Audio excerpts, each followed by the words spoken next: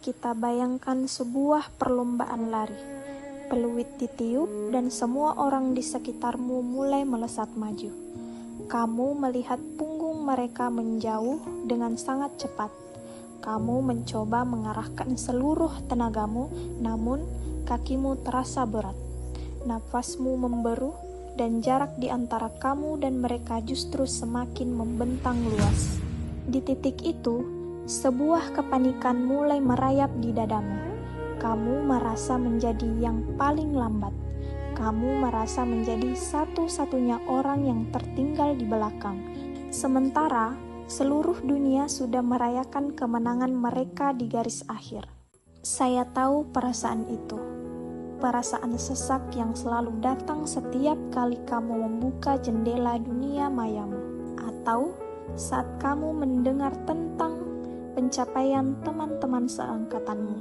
Kamu tumbuh dewasa dengan ketakutan yang akut akan kata terlambat. Kamu merasa bersalah saat kamu beristirahat, dan kamu merasa gagal hanya karena di usiamu yang sekarang. Jalan hidupmu belum semegah jalan hidup mereka. Namun, pernahkah kamu berhenti sejenak di tepi jalan itu, lalu berpikir dengan jernih? Siapakah yang sebenarnya menetapkan standar bahwa di usia sekian kamu harus sudah memiliki segalanya? Siapakah yang berhak menulis aturan bahwa kesuksesan harus dicapai sebelum fajar mudamu berlalu?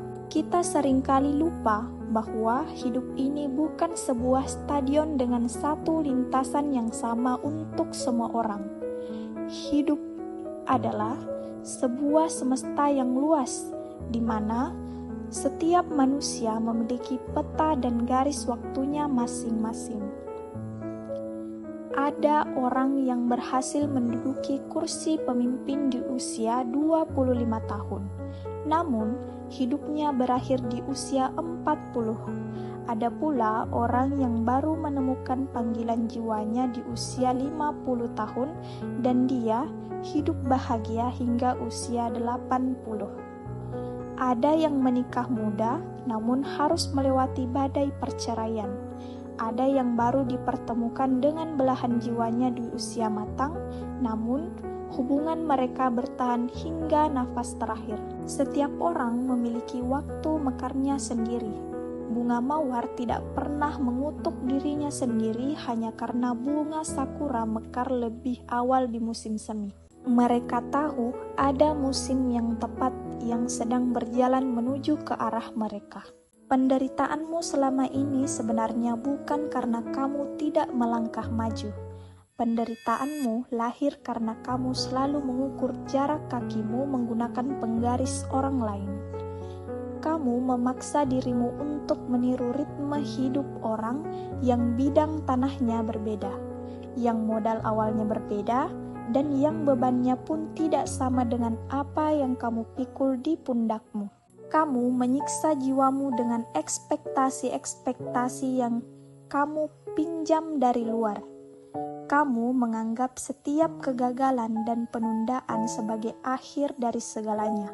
Padahal, seringkali apa yang kamu sebut sebagai keterlambatan sebenarnya adalah cara semesta untuk melindungimu dari sesuatu yang belum siap kamu tanggung. Saat ini, saya ingin kamu meletakkan semua beban target yang membuat kepalamu berisik. Tarik nafasmu dan katakan pada dirimu sendiri bahwa kamu tidak sedang terlambat dan kamu tidak sedang tertinggal. Kamu sedang berada di waktu yang tepat.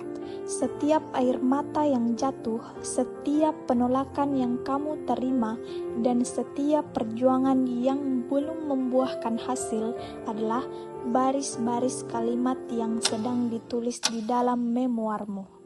Mereka sedang membentuk pondasi yang kokoh agar saat keberhasilan itu tiba, kamu tidak akan mudah goyah oleh badai. Teruslah melangkah walau 1 senti sehari. Nikmati proses belajarmu, hargai setiap kegagalan kecilmu, dan percayalah pada garis waktu yang sedang menuntunmu. Sebab pada akhirnya ini bukan tentang siapa yang paling cepat sampai di garis akhir. Ini tentang bagaimana kamu menghargai setiap jengkal perjalananmu sendiri. Sekian dari Memoir Garis Waktu. Istirahatkan lelahmu dan percayalah pada waktumu.